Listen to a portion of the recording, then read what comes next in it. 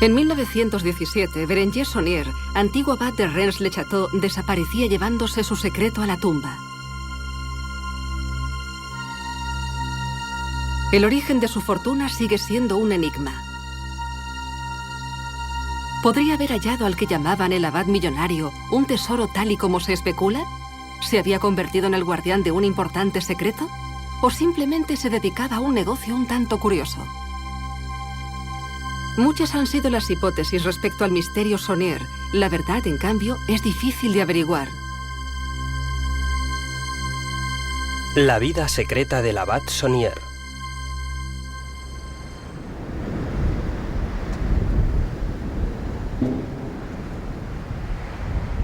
Algunas regiones, más que otras, han mantenido sus misterios. Entre Carcassonne y los primeros contrafuertes de los Pirineos, Racés, una provincia muy antigua, fue el escenario de una serie de anécdotas extrañas. Un pasado hecho de leyendas y relatos misteriosos que alivia la insaciable curiosidad de los cazadores de tesoros y de los amantes de enigmas históricos. Detrás de las altas murallas de la antigua ciudad de Carcassonne se escondía antaño el fabuloso tesoro de los reyes visigodos. Con el fin de escapar al pillaje, fue parcialmente desplazado, según dicen, a España. Algunos afirman que sus más preciados objetos todavía descansan entre los muros de la antigua ciudad.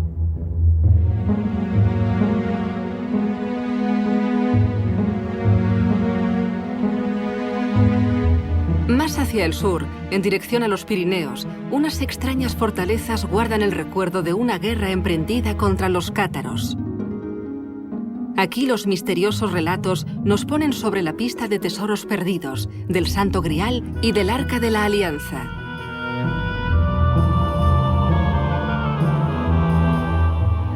En el corazón de esta tierra de leyendas, paraíso indiscutible para los amantes de lo insólito y verdadero Edén para los cazatesoros, la pequeña aldea de Rennes-le-Château vio cómo su destino fue repentinamente alterado por un asunto muy extraño.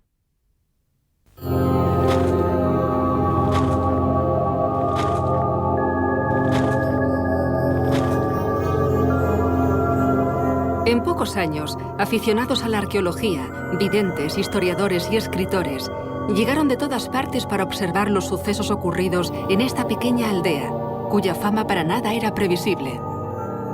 Sin embargo, ¿pudo habernos ocultado el gran libro de la historia algunas de estas páginas?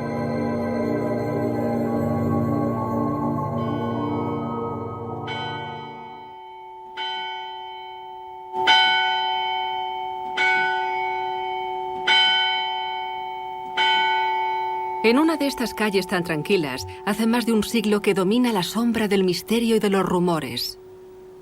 La batalla que libran investigadores, falsos historiadores, apasionados y simples curiosos todavía no se ha apaciguado. ¿Por qué se ha transformado un cura de principios de siglo en un héroe, un mártir, y por fin en un personaje legendario que el tiempo no consigue olvidar?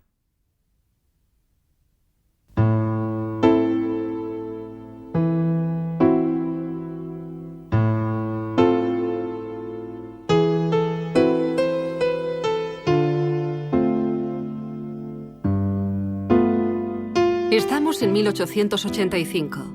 Berenguer Saunier, de 33 años, llega a su nueva parroquia de Rennes-le-Château, en la provincia de Lot. El pueblo, de unos 300 habitantes en aquella época, se encarama en la cima de una colina y domina el valle situado más abajo. La construcción de la iglesia, dedicada a Santa Magdalena, parece ser del siglo VIII. Parecida a muchas iglesias romanas, da sin embargo origen al misterioso secreto del padre Saunier. Al tomar el susodicho sus funciones, se encuentra con un edificio en mal estado, agrietado y con un tejado a punto de derrumbarse sobre las cabezas de sus fieles. El municipio, demasiado pobre, no puede asumir los gastos de reparación. Llevado por su fe y su ardor, nuestro joven abad invierte sus escasos ahorros en la financiación de las obras más urgentes.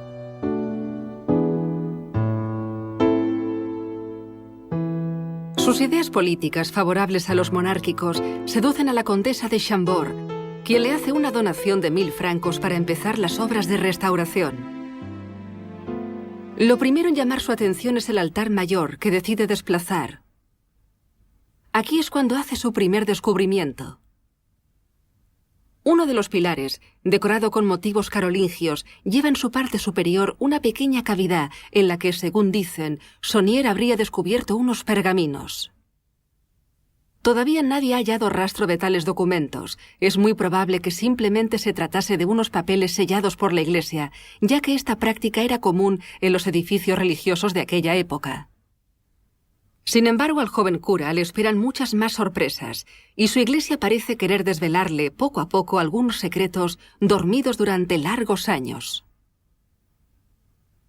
Anton Captier, cuyo tatarabuelo no era ni más ni menos que Saunier el sacristán, nos cuenta cuál fue su extraño descubrimiento.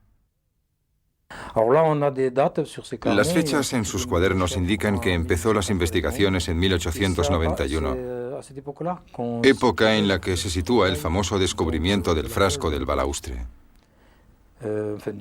Al menos estos son los testimonios de mi familia. Ocurrió mientras mi tatarabuelo limpiaba la iglesia después de que los obreros hubiesen dejado allí los restos de obras. Él levantó un antiguo pilar al pie del campanario y vio algo brillar dentro de una grieta, descubriendo allí un frasco conteniendo un documento que enseguida le entregó al abad Saunier, y del cual no oiría hablar más. De modo que el viejo balaustre de madera contenía un mensaje, o un mapa quizás. En todo caso, a partir de este descubrimiento, nuestro cura orienta sus investigaciones hacia una losa situada delante del altar. La levanta y se da cuenta de que la faz escondida ha sido esculpida de forma extraña, y que representa, según algunos investigadores, un jinete sujetando a un niño cuyo destino hubiera podido ser cruel. Pero el interés del descubrimiento está bajo la losa. Allí es donde dicen haber hallado una hulla, es decir, una olla llena de objetos brillantes. Había objetos de culto y monedas de oro. Se descubrió un depósito de monedas. Me parece que fue cuando desplazaron el altar. Los albañiles hallaron un recipiente que contenía objetos identificados como monedas. Luego, el cura se sacó rápidamente de encima a los dos albañiles, explicándoles que lo que encontraron solo eran unas medallas bendecidas. Pero ellos se dieron cuenta de que brillaban demasiado por haber estado enterradas tanto tiempo. Es un pequeño depósito, una pequeña fortuna, como la llamo, que no constituye el tesoro que nos interesa, el famoso tesoro de Rennes-le-Château. En sí es un tesoro monetario, por consiguiente este descubrimiento es importante. Posiblemente le proporcionó al abad un subsidio inmediato, pero no era el tesoro tal y como lo conocemos en esta historia. A partir de entonces, Saunier detuvo las obras durante unos 20 días y contrató a otro equipo de albañiles, como si no quisiera que se supiese lo que habían descubierto, y de allí emprendió las excavaciones. No lo hacía a escondidas, los parroquianos veían el avance de las obras, incluso habían tablas para impedir que cayeran en los agujeros. Allí empezó a levantar el empedrado sin razones aparentes, porque para la restauración no hacía falta excavar en estos puntos tan precisos.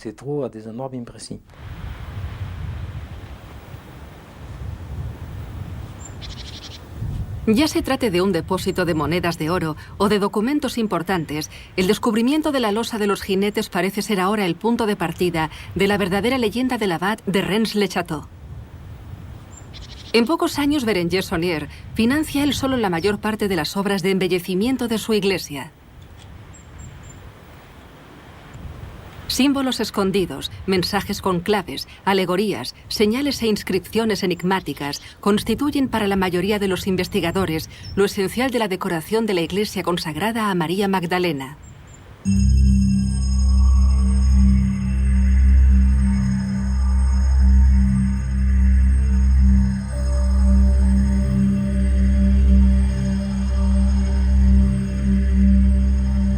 Cierto es que el cura se había inclinado por una ornamentación más bien recargada y de gusto discutible, pero no cabe olvidar que la mayoría de las esculturas fueron escogidas por catálogo. Sin embargo, uno puede cuestionar la presencia de elementos a veces extraños o incongruentes.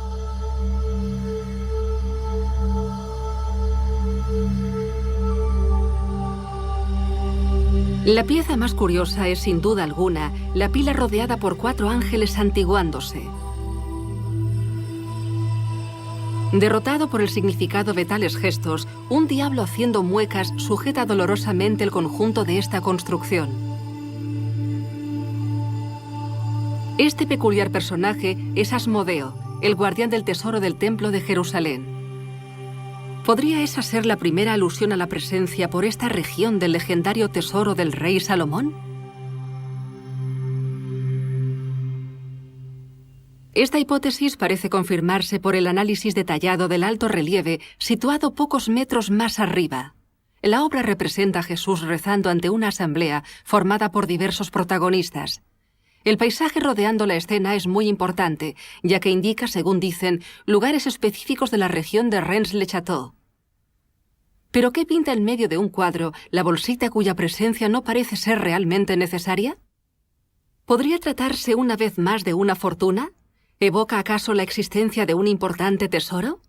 ¿O al contrario, el conjunto de la escena simplemente representa la dualidad que opone los bienes materiales, simbolizados por el tesoro, a la dimensión espiritual de las palabras de Cristo?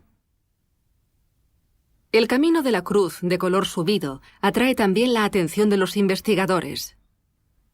Muchos han visto la gran oportunidad que tuvo Saunier de dejar algunas pistas sobre el secreto del que fue depositario. El bajo relieve del altar, que representa a María Magdalena, también sirve de pretexto a los curiosos que quieren encontrar señales e indicios sobre el hipotético tesoro del abad de Rennes. Unos piensan que la iglesia no es más que un vasto criptograma, cuyo secreto está reservado a unos pocos conocedores. Otros estiman que su decoración normal y clásica, por ser un edificio católico, no deja entrever nada enigmático. ¿Podría el misterio de Rennes-le-Château esconderse en otro sitio?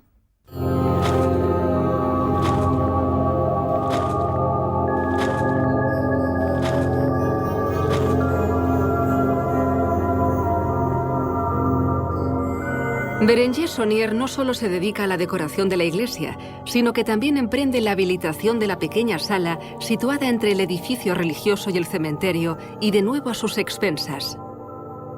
Después de haber cercado el recinto, emprende la construcción de una cueva que evoca el milagro de Lourdes, además de un impresionante calvario.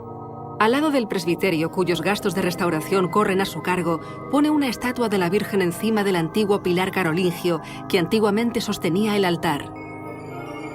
De nuevo, las decisiones de Saunier son discutibles y todo el mundo se pregunta por qué razones lo desplazó, invirtiéndolo, antes de grabar una frase conmemorativa sobre la llegada del obispo de Carcassonne.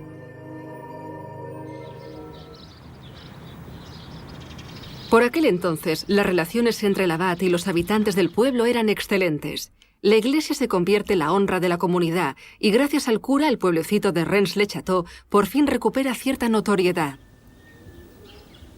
Pero los comentarios y los rumores empiezan a manifestarse lentamente.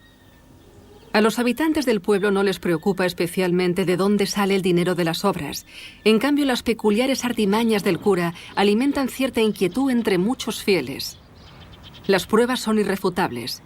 Bérenger Saunier efectúa excavaciones en el cementerio por la noche, apartado de las miradas indiscretas.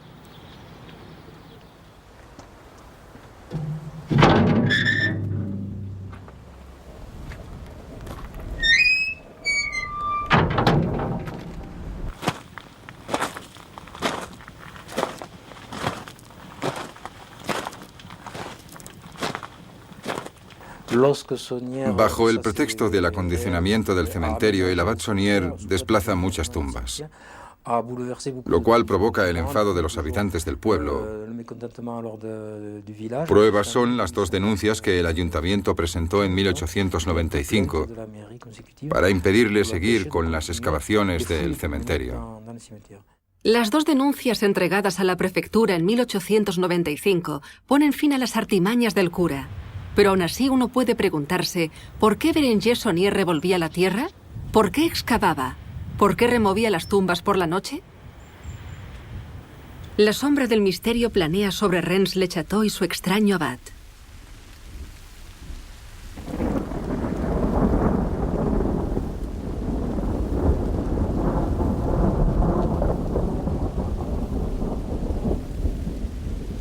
Ante las preguntas de su nuevo obispo en cuanto a la procedencia de sus fondos, por lo visto inagotables, el abad de Rennes no duda en precisar que ciertamente la religión le pide a un cura priorizar los intereses espirituales, pero no ignorar los intereses materiales de la vida terrenal.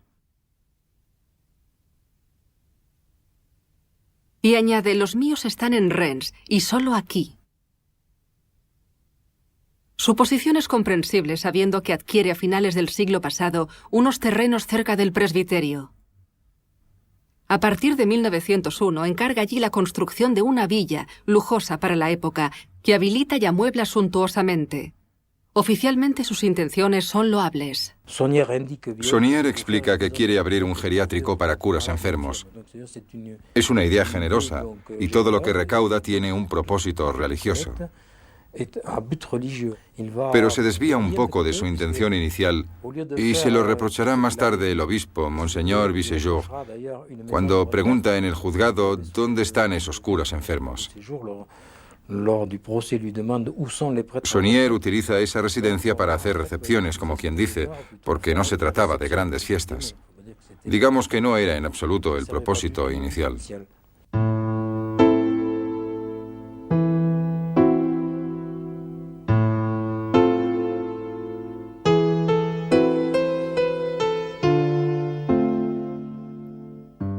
Junto a su nueva morada que llama Villa Betania, Berenguer Saunier acondiciona un parque suntuoso, unos jardines y una construcción curiosa. Una torre neogótica situada al borde de su propiedad, desde entonces el símbolo de la megalomanía del abad y que domina el campo de los alrededores. Allí instalará más adelante una biblioteca y un despacho.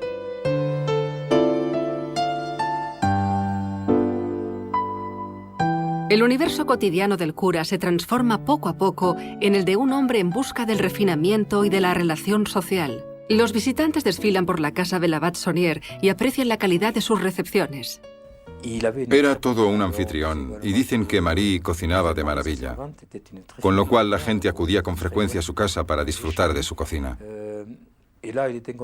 Mucha gente visitaba la Villa Betania, gente muy adinerada.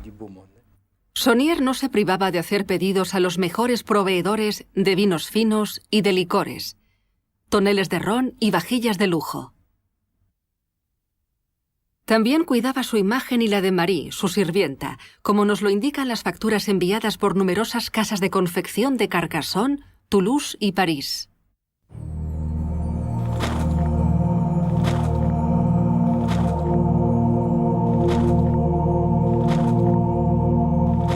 El misterio alrededor de Berenguer Saunier consiste hoy en día en saber exactamente cuánto pudo gastar el abad en esta vida juzgada indecente por algunos de sus contemporáneos.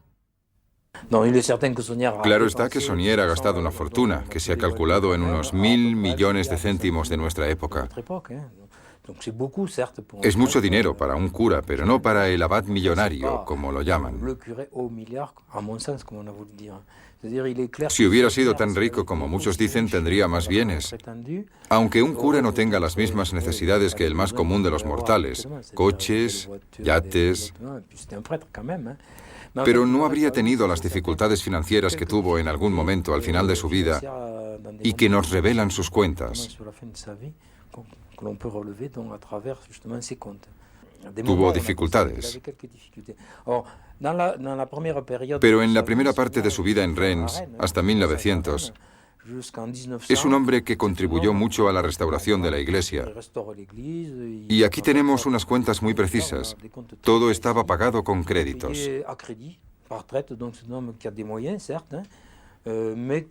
Era un hombre adinerado, pero que escalonaba los pagos por 10 años. En cambio, en cuanto a sus bienes inmuebles, la torre, la villa, su dominio, Saunier pagó casi su totalidad en unos 5 años, lo cual significa que repentinamente tuvo mucho dinero. Y al final de las obras se constata que tenía dificultades financieras. ¿De dónde sacaba tanto dinero? ¿Cómo un simple cura pudo financiar un ritmo de vida sin relación alguna con la existencia humilde y modesta a la que estaba destinado? Las hipótesis sobre la fortuna del cura son numerosas, y el rumor según el cual Berenguer Saunier había descubierto un tesoro no viene de nuevo. La gente se dio cuenta de que había encontrado un tesoro porque eran testigos de una serie de hechos concretos. Dicen que Marie lo habría insinuado. Es cierto que lo hizo cuando Saunier falleció. Cuando la gente la interrogó, incluido mi padre, que tenía 18 años por entonces, dijo que Saunier había encontrado un inmenso tesoro. Y aquí es donde empieza la leyenda. Dijo que también había dejado parte del tesoro.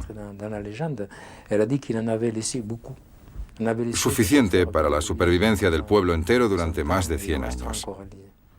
Y añadió que todos lo estaban pisando sin saberlo.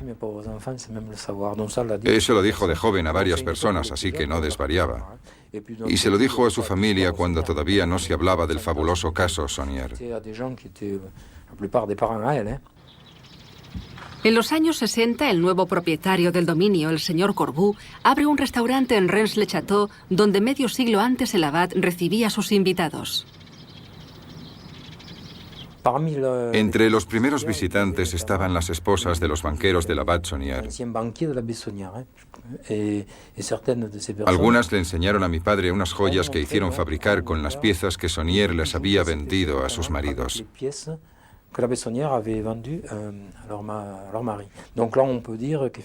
Es cierto decir que se halló oro. Mi suegro ha estimado que estas piezas eran del siglo XIII. Por eso lo describió como un tesoro en homenaje a Castilla. Se mostraron piezas. Yo conocí a alguien que tuvo bastantes. Procedían de casa del abad Saunier. Estaban en una cajita del banco Petit Jean, el banco de Saunier. Complejo personaje, Berenguer Saunier sabía mantener el misterio. Sin dar ningún detalle sobre el origen de su fortuna, alimentaba de forma muy sutil la duda a través de sus acciones y comportamiento. La vida del abad Saunier para mí tenía dos caras. El abad, suficientemente inteligente, supo modelar un personaje ambiguo con dos facetas. Saunier, el cura, llevaba una vida de confort. Y por otra parte, era el investigador de lo simbólico, esotérico, hermético o simplemente arqueológico y genealógico.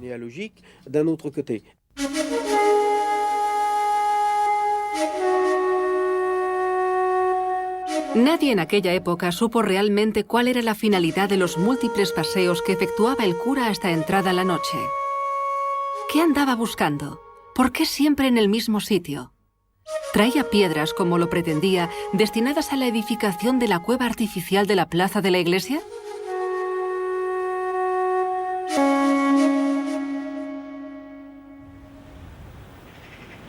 Más extraño todavía, Saunier efectuaba regularmente viajes fuera de la parroquia y siempre con muchas precauciones para no tener que justificarlos. Cogía el tren de Cuizá en dirección a Perpiñán y desde allí seguramente fuera a Narbona, donde había líneas de largas distancias. Unos documentos hallados en los registros confirman que se hospedó varias veces en Lyon y al menos una vez en París. Pero entonces, ¿por qué puso en marcha un sistema de plantillas de cartas que su sirvienta Marie tenía que enviar en caso de necesidad a los que intentaban dar con él durante su ausencia? Apresurado por una visita que debo hacer a uno de mis cofrades, tan solo acuso recepción de su carta de momento y le agradezco el gesto. Estimando que su obispo podía intentar contactar con él en cualquier momento, Berenguer Saunier de la misma manera preparaba una respuesta anticipada. Monseñor, he leído con el más humilde respeto la carta que hizo el honor de escribirme y créame, comparto el interés de la cuestión que ha subrayado. Permítame, teniendo entre manos una urgente ocupación, posponer por unos días mi respuesta. El cura de Rennes-le-Château fabricaba sus coartadas. ¿Qué crimen pudo haber cometido? 。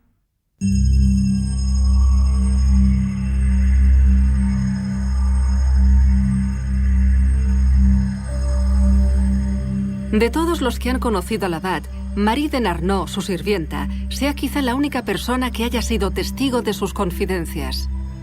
Ella es quien, tiempo después de la muerte de Saunier, daba a entender en sus conversaciones la existencia de una inagotable fuente de ingresos. Suscrito a numerosas revistas financieras, Bérenger Saunier poseía también 13 cuentas abiertas en bancos franceses y extranjeros. Sus ingresos fueron en algunas épocas muy importantes y se puede pensar que sus numerosos viajes le permitieron negociar con los bancos las monedas de gran valor de un eventual tesoro. Los registros del abad y ciertos testimonios permiten hoy en día explicar en parte el origen de sus ingresos. Bérenger Saunier había tejido minuciosamente una importante red relacional por toda Europa y recibía de sus corresponsales de forma regular numerosos giros postales. ¿Cuál era el significado de este tráfico, cuyos beneficios archivaba rigurosamente en sus pequeños cuadernos? En el correo de Saunier se pueden observar numerosos pedidos de intenciones de misa. Las intenciones de misa son aquellas que uno hace cuando quiere celebrar una misa personal para algún difunto, o como en la Primera Guerra Mundial para proteger a gente que estaba en el frente. Se celebraban misas, lo cual es legal, la Iglesia lo permite, en la medida en que solo se celebren 1 o 2 al día, 3 como máximo. Pero Saunier celebraba muchas más, hasta el punto en que sus cuadernos revelan que acumulaba un retraso tal que las reunía en una sola misa. En una sola misa presenta un centenar de intenciones. ¿Cómo se puede saber? Pues porque cuando la gente le pedía una misa significaba docenas de intenciones, especialmente cuando se trataba de congregaciones religiosas. Saunier organiza entonces todo un sistema de recaudación de intenciones en Reims. La progresión es perceptible, primero a nivel regional, ya que contactó a varios curas, y luego a nivel nacional e internacional. Saunier recibía numerosos giros de pequeñas cantidades, aunque creo que no suficientes para justificar una fortuna tan grande y sobre todo en un lapso de tiempo tan corto.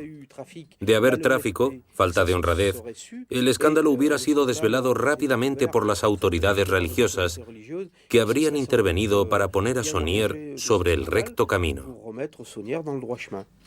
Aunque los beneficios de este tráfico poco ortodoxo no bastan para justificar el ritmo de vida del abad Saunier, este atrae sobre su persona las anatemas del nuevo obispo de Carcassonne. Este pide constantemente explicaciones al abad de Reims y hasta su muerte en 1917, Saunier fue el objeto de persecuciones y de sanciones por los tribunales eclesiásticos. En 1908, Monseñor de Bissejur se interesa por Saunier. Primero le traslada en 1908 a Custosé, una importante parroquia cerca de Narbona. Pero Saunier se niega a marcharse. Empieza entonces un juicio que durará 3 años y que se concluirá por un suspenso ad divinis, es decir, la prohibición para el abad Saunier de ejercer sus antiguos poderes sacerdotales. Es importante señalar que no fue excomulgado, como se ha dicho. Lo privaron del derecho de celebrar los oficios en público, pero solo fue temporal.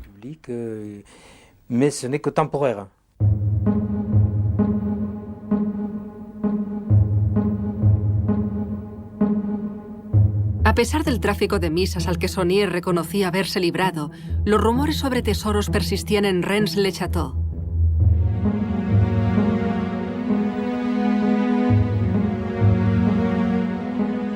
Cierto es que la región cuenta muchas leyendas o relatos que evocan la presencia de fabulosos tesoros, como un importante depósito monetario que un pastor había descubierto en el siglo XVII. Otra historia cuenta que el diablo en persona conservaba envidiosamente un fabuloso tesoro en las ruinas del viejo castillo de Blanchefort. Es un hecho hoy bien conocido que fueron explotadas secretamente unas minas de oro por los templarios a escasos kilómetros de Reims-le-Château. Oro, monedas, lingotes, tantos elementos reunidos para alimentar los rumores más disparatados incluso hoy en día.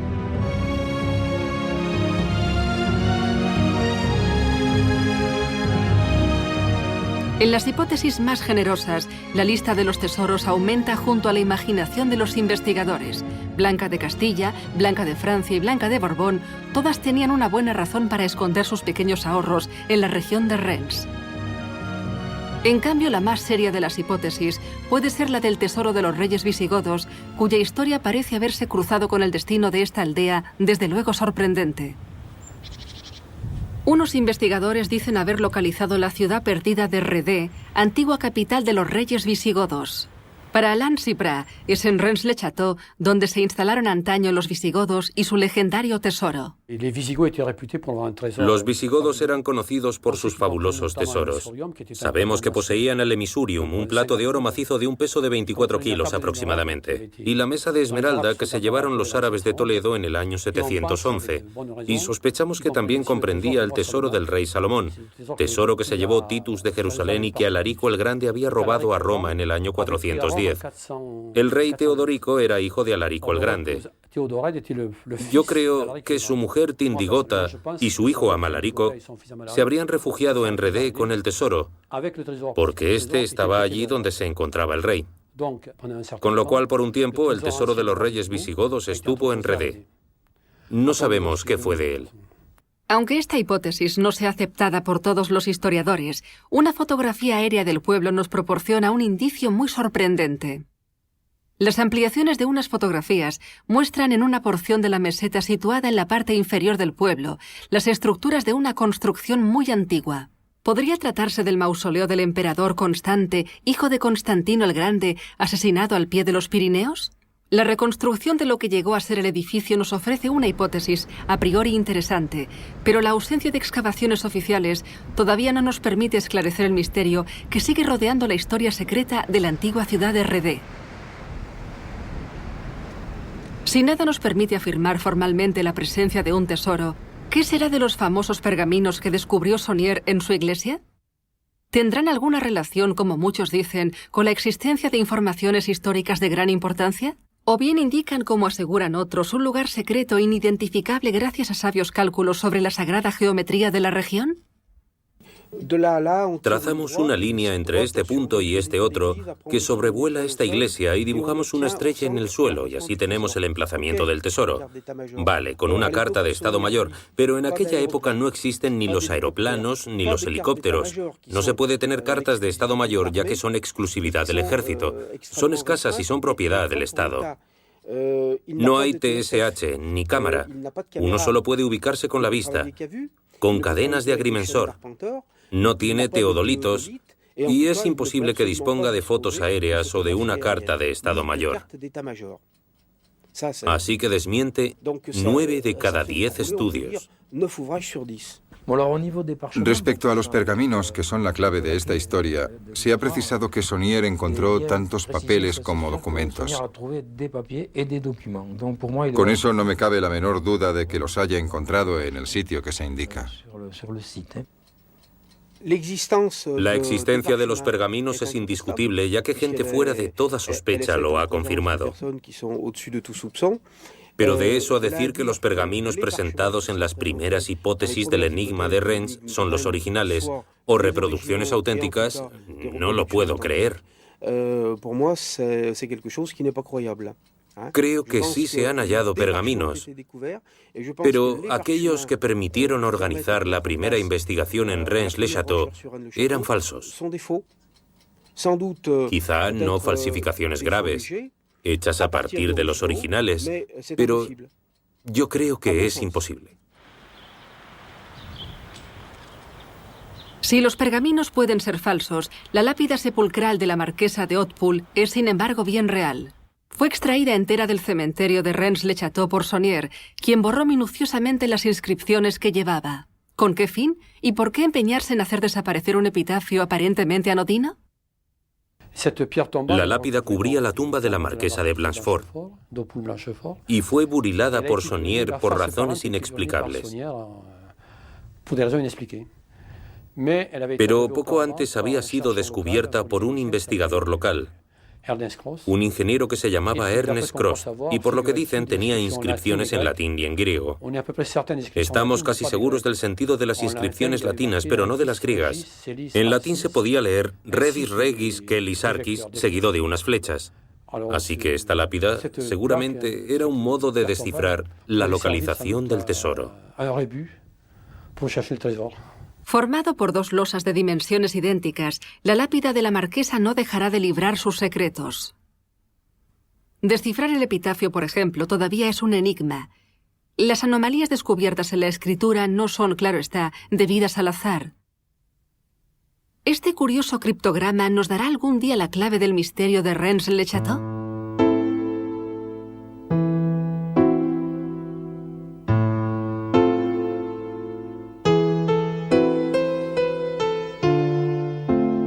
En 1917, cuando Berenguer Saunier muere, la gente se entera con sorpresa de que sus bienes no le pertenecían. El abad de Rennes-le-Château, como todo buen hombre precavido, y para no hacerle ningún regalo al obispo, había puesto la totalidad de sus bienes a nombre de Marie, su fiel sirvienta. Marie de Narnaud vive hasta 1953 y el dominio del abad es compra vitalicia hasta la Segunda Guerra Mundial por Noël Corbu, industrial originario de Perpiñán. Su hija ha vivido allí durante unos 20 años y conoció a Marie en los últimos años de su vida. La señorita Marie vivió con nosotros hasta el 1953. Murió el 29 de enero y siempre le decía a mi padre que no se preocupara, porque un día tendría más dinero del que podría gastar. Todos pensábamos que en su lecho de muerte quizá habría hecho un voto al abad Saunier y que le diría algo a mi padre. Pero tuvo una congestión cerebral que la dejó en coma durante 8 días y no pudo hablar. Y cuando de pequeños nosotros le hacíamos preguntas sobre su pasado, siempre esquivaba la conversación. Eludía las preguntas. Se quedó sola durante 29 años en el dominio desde la muerte del cura en 1917 hasta 1946, sumida en la miseria ya que no podía pagar los impuestos. Vivía de sus gallinas, hasta cambió un cuarto de estar por un jamón. Vendió una colección de sellos y libros también. Eran muy valiosos porque un amigo nuestro nos dijo que su padre quería comprarlos en aquella época por 500.000 francos. Durante aquella época había vivido con muy poco. Tenemos una carta suya que nos dice que tiene de todo: muebles, ropa, platería, pero dinero no. A mi padre se le ocurrió abrir un restaurante en el dominio del abad Saunier. Por aquel entonces poca gente iba a Rennes y dimos un poco de publicidad sobre el tesoro de Rennes-le-Château. Salió en varias revistas en Ici París, por la televisión, y al final fue todo un éxito. El hotel está lleno, al menos en verano. En los años 60, el asunto Saunier se pone en manos de profesionales del rumor. La prensa local, primero, se ríe de las anécdotas contadas por Noël Corbu. Luego, los periódicos sensacionalistas se apoderan del misterio y hacen de la vida del abad una verdadera novela con intrigas, sobresaltos y, por supuesto, un fabuloso tesoro.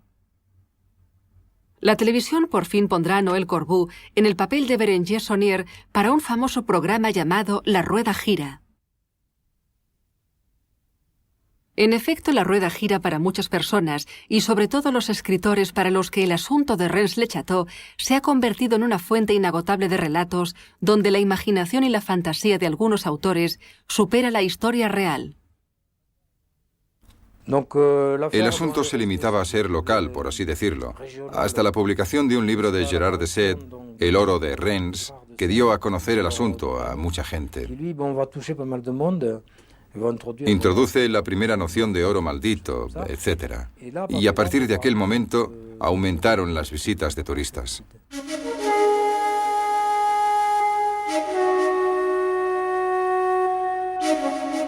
La obra de Sède da lugar a una auténtica explosión mediática que genera más de 200 libros y publicaciones sobre el caso de Rennes-le-Château y desvela al mundo entero el fabuloso destino del cura de un pueblecito de Lot. El detonador es Saunier.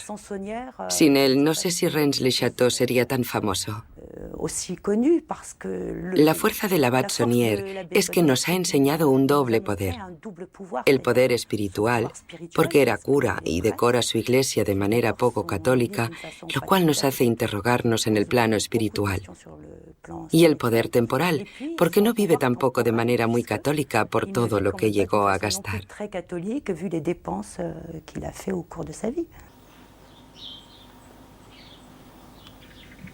Rennes-le-Château tiene ahora una librería y, por supuesto, una librera que se ha convertido a la fuerza en la especialista de la literatura consagrada al abad, su tesoro, su vida y su obra.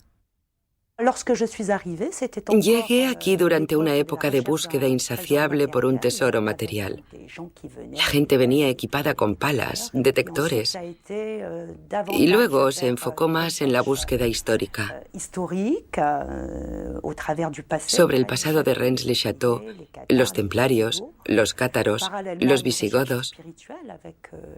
Paralelamente hubo una búsqueda espiritual con la llegada del enigma sagrado de los tres autores ingleses. Y ahora con una literatura sobre unas tesis más personales que se llaman esotérico-místicas, como la tumba de Jesús.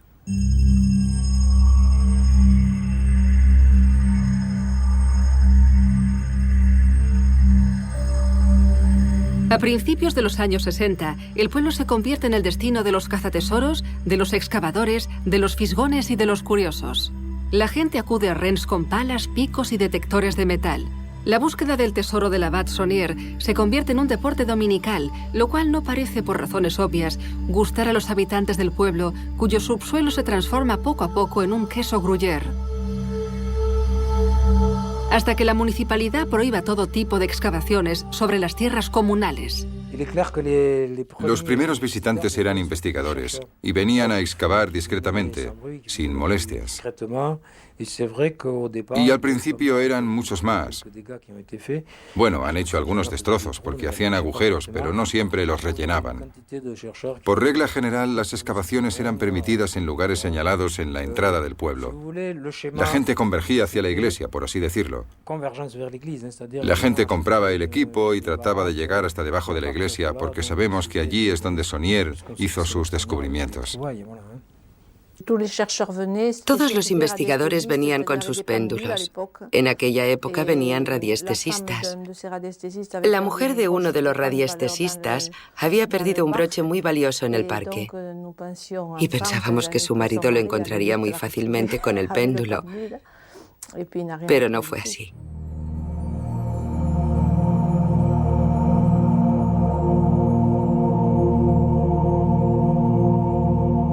Aunque las excavaciones sobre la vía pública se prohíben, las excavaciones privadas continúan y a veces los resultados para los investigadores son de gran peculiaridad. En 1956, un equipo de aficionados a la arqueología emprende unas investigaciones sobre el dominio del abad con las indicaciones de un vidente. A 1,50 m de allí se encontraron 3 cadáveres recientemente enterrados. Era la víspera de Semana Santa. Esperábamos a mucha gente en el restaurante y las autoridades judiciales cerraron el jardín del abad Saunier. La gente no pudo entrar, con lo cual el negocio no fue bien. Pero después tuvo mucha repercusión porque no se sabía quiénes podían ser esas personas.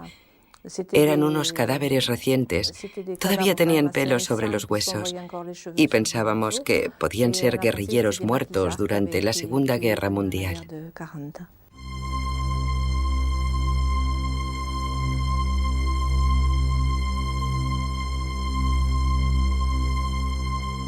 Si el tesoro de Rennes-le-Château no deja de ser un misterio para quienes lo codician, las búsquedas hoy en día siguen en una dirección totalmente distinta.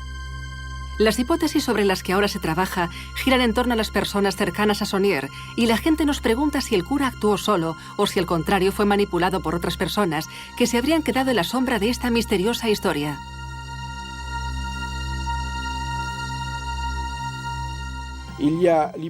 Existe la hipótesis del famoso priorato de Sion, pero yo considero en este caso el priorato de Sion como un lobo blanco del que todo el mundo ha oído hablar, pero que nadie ha visto nunca. La pista del priorato de Sion no existe para mí. Es una superchería. En cambio, la manipulación de sociedades secretas o más discretas en este asunto parece innegable, porque vemos aparecer y desaparecer a personas que forman parte de sociedades esotéricas simbólicas, secretas o discretas. Los masones podría ser, ya que vemos girar en torno al abad Saunier personajes relacionados con la masonería. Masones o no, no sabemos si lo divulgaron. Saunier, a pesar de su título de abad, que lógicamente hubiera tenido que llevarlo en una lucha sin piedad contra la masonería, no solo no los afrontaba, sino que los frecuentaba con inteligencia e incluso amistad. Quizá más todavía. ¿Saunier habría sido manipulado? ¿Alguien le entregó dinero para efectuar excavaciones en su iglesia o al contrario para disuadirlo de revelar un importante secreto? La historia quizá nos revele un día quién se escondía detrás de la sombra del cura de Rennes-le-Château.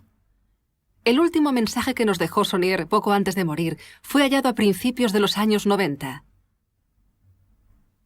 El caso de Rennes-le-Château tomaba impulso y las investigaciones apuntaban entonces en otra dirección. Esta maqueta es un volumen representando colinas, valles, ríos, calles, muros. Encontramos indicaciones como el de Gólgota, jardín de Getsemaní, tumba de Cristo, tumba de José de Arimatea, y puede que la maqueta solo sea legible o se pueda usar al hacer un negativo, es decir, un molde.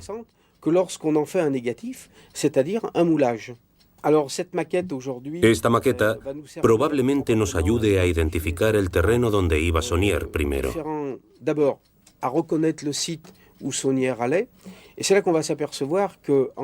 Allí vemos que en el primer perímetro de Rennes-le-Château no se ha encontrado nada correspondiente a un descubrimiento mayor.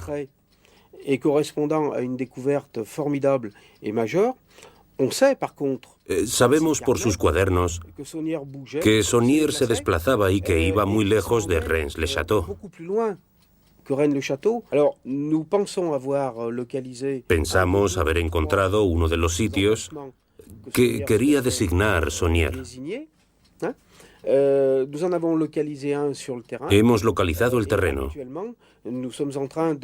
y estamos haciendo investigaciones con infrarrojos que nos permiten descubrir si estamos o no encima de cavidades, si han sido visitadas, si son naturales o artificiales, o si han servido de pasaje o de escondite para un depósito que Saunier habría usado.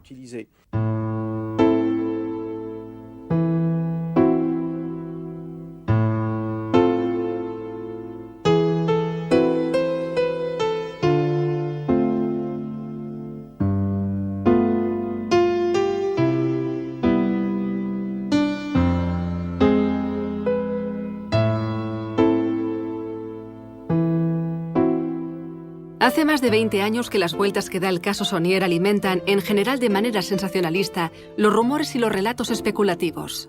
El Arca de la Alianza, la tumba de Cristo, el Grial, los extraterrestres o los servicios secretos figuran en el catálogo de las crónicas legendarias de Rennes-le-Château. Pero olvidamos demasiado rápido que un sueño a veces borra la realidad.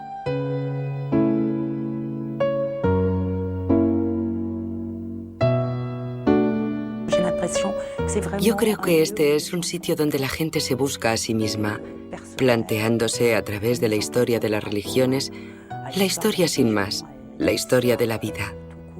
En ese aspecto sí que es un sitio de encuentro. Vemos que se han escrito centenares de obras sobre este tema. Y si recapitulamos los descubrimientos tangibles, en monedas, objetos, documentos registrados hoy, la cantidad es ridícula e irrisoria. Ciertamente no es proporcional a todo lo que se ha hablado y hecho. Rennes-le-Château seguirá siendo la misma. El enigma se olvidará y quizá volverá, Pero tal y como están las cosas ahora con la rigurosa prohibición de las excavaciones, la municipalidad estará harta de ver desfilar a investigadores, pero la historia, la arqueología y sobre todo la anécdota del abad de Rennes-le-Château siempre merecerá investigaciones y detalles. Pero estas investigaciones deben hacerse de forma tangible.